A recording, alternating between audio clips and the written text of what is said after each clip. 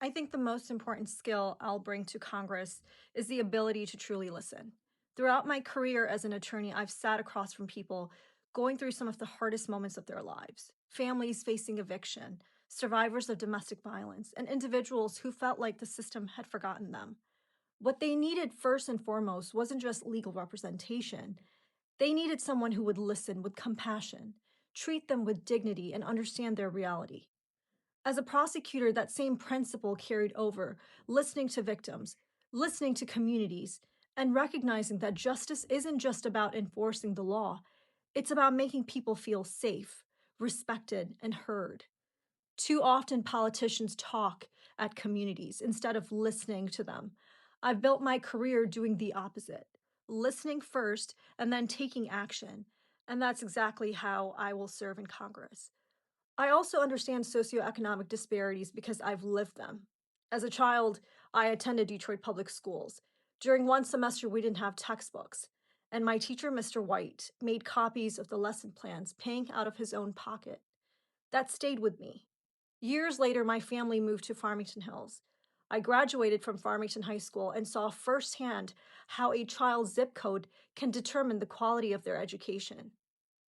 That didn't sit right with me then, and it doesn't sit right with me now. As a congresswoman, I will listen to every voice because where you come from should never determine how far you can go.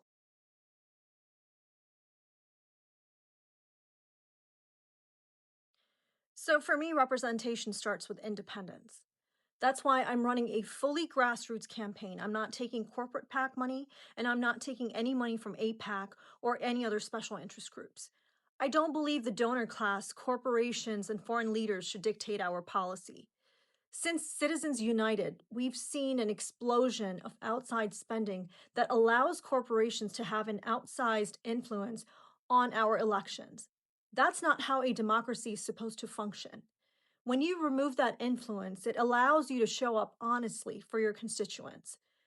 If residents of our district are raising concern, whether it's about large AI data center developments, which I oppose, or any other issue, I'm going to meet with them, listen, and make decisions based on what's best for the community I serve. It also means thinking about long term impacts on our environment, including protecting the Great Lakes, which hold 20% of the world's surface fresh water. It means respecting the ecosystems and communities that depend on them.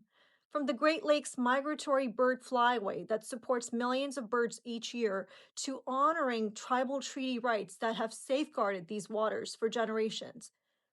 I am not beholden to corporations or special interest groups. I owe my fidelity to the people, and that means I'll be accountable to them every single day.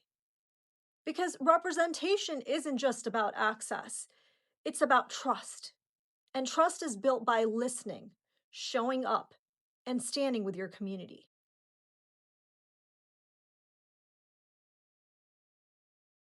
My top goals or priorities are shaped by what I've heard from people across this district. First, lowering the cost of living and making sure people can actually afford their basic needs is my number one priority. That means tackling the everyday costs families are struggling with, from groceries to housing to childcare, but also lowering the cost of gas and utilities so people can afford to get to work and keep the lights on.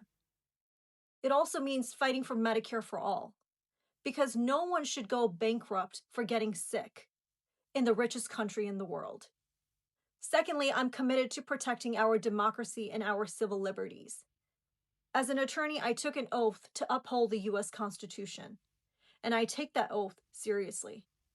That means defending due process, protecting the right to vote, and standing up for the fundamental freedoms that define who we are as a nation. Watching the delicate threads of our democratic institutions come undone has been alarming and, for me, deeply personal. My parents lived under an authoritarian regime. They witnessed firsthand what happens when governments operate without accountability, when people can be disappeared, when women are subjected to sexual violence, and when basic human rights, such as the freedom of speech and the freedom to protest, become a death sentence, similar to what we witnessed in Minnesota. As an immigrant, I also understand how difficult and at times dehumanizing the pathway to citizenship can be.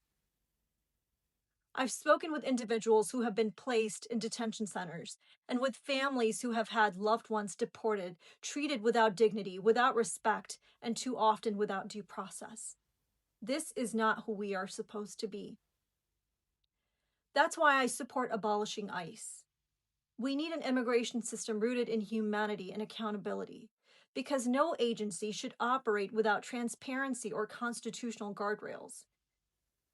Additionally, I will always fight to safeguard reproductive freedom and ensure that when women and children speak out against sexual abuse, they're taken seriously and believed, and that those who abuse power are held accountable, not elevated. I will push back against efforts like the SAVE Act that make it harder for people to participate in our democracy, policies that disproportionately impact marginalized communities and women, and are designed to silence voters. And I will protect Medicare and Social Security so our seniors can retire with dignity. And finally, pursuing a foreign policy rooted in diplomacy, one that prioritizes peace, accountability, and long term stability, is my third priority.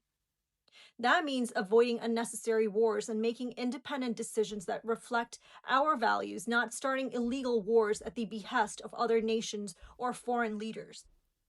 It means focusing on the needs of the American people first and foremost, ensuring our foreign policy serves our national interests while upholding our commitment to human rights and global stability. All of these priorities come back to one core idea: building a government that listens to people, protects their rights, and actually works for them. I'm running for Congress because I believe people deserve to be heard, respected, and truly represented. And I'm ready to bring that kind of leadership to Washington.